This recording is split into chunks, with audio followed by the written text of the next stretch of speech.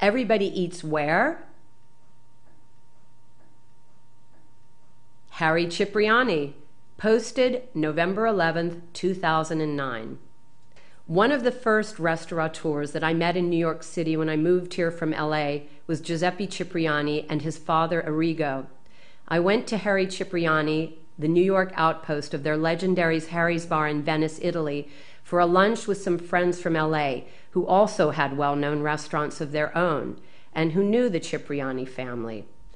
Giuseppe was only 23 at the time, but had an elegance unparalleled by anyone I had ever met in the restaurant world, especially for someone of that young age. He was gracious and incredibly charming, making it very hard for me not to fall for him, as so many of the ladies who lunched there also did. I guess he's a chip off the old block, because Arrigo has this same irresistible quality about him. When Giuseppe or Arrigo were not in town, it was up to the dynamic duo to run the restaurant. The incredibly well-dressed and much-loved Hassan El Garahi, who was the general manager, and the wonderful Sergio Vacca, the maitre d'hotel and also a manager. They both have photographic memories for faces and remember the names of everybody who's ever walked through the doors. Whether you're a titan of industry like Ronald Perlman, who holds court at the first table by the front door, or Teddy Forsman of Forsman and Little, top chef hostess Padma Lakshmi, fashion designers like Ralph Lauren, Valentino, or Domenico Vacca, who dresses many of the Cipriani staffers, rock and rollers Eric Clapton, Elton John, Mick Jagger, actors Jack Nicholson, Jeremy Piven, and Nicole Kidman, as well as politicians, visiting foreign dignitaries, royalty, and just plain folk like you and me. I've been dining at Harry Cipriani for as many years as I have lived in New York. I dined at the restaurant before a taxi went headfirst into the dining room and after the beautiful renovation that David Tang supervised. In fact, as a tradition that I began long ago, I celebrate my birthday every year at one of the many Cipriani restaurants, although I am still partial to the first Cipriani, which opened in the States, right here on 5th Avenue and 59th Street. As my brother, a fellow restaurateur, always said, it's all about location, location, location, and that is one of the best locations anywhere in the world. A few years ago, I celebrated what was kind of a milestone birthday with a party at the Rainbow Room that the Ciprianis unfortunately no longer own. I traveled to Venice where I was doing research for a book I was co-writing. I blew out candles in the Cipriani's flagship, Harry's Bar, and finally wound up in London for one more birthday party at their Davies Street location up the street from Claridge's Hotel. A couple years ago, Harry Cipriani and the rest of the Cipriani restaurants here in the USA suffered some changes that affected the restaurants as only these things can do. One was the loss of the presence of Giuseppe and Arrigo in this country due to a legal situation that I would rather not discuss here.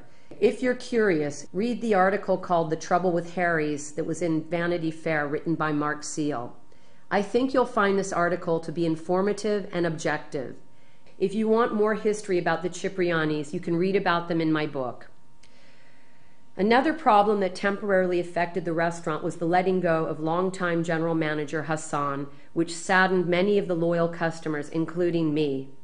I came of age with Hassan because he worked for the Ciprianis here in New York from their beginning into the 80s. I don't know the details of his departure, but he's truly missed. You can now see him at Orsay on Lexington Avenue or his two Bar Italia restaurants, one on Madison Avenue, which is getting all the old customers of Cipriani's.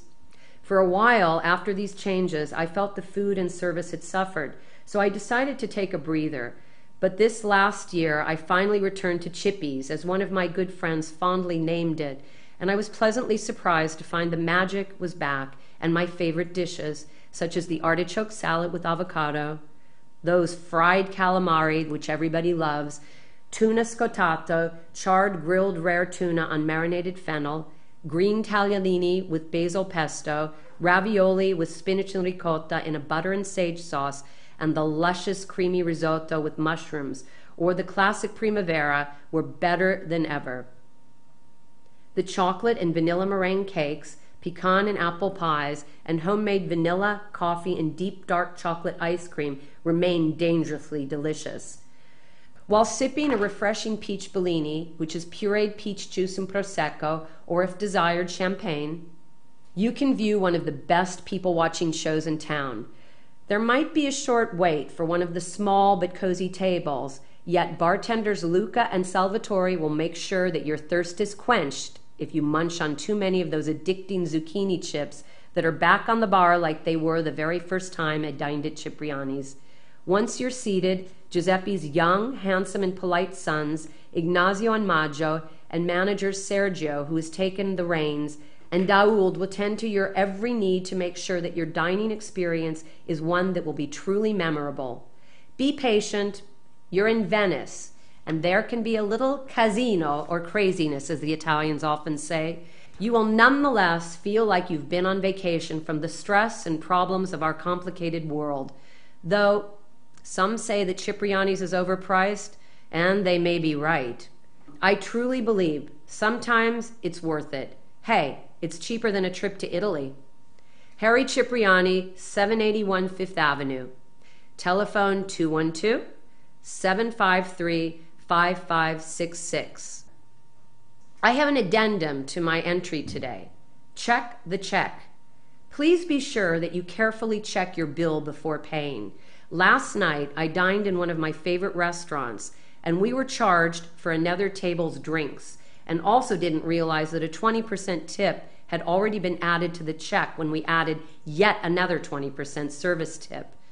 It's very easy for a restaurant to make an innocent or not so innocent mistake, so a customer needs to do their due diligence. After making the restaurant aware of their errors today, they made the necessary adjustments, as any good restaurant should do.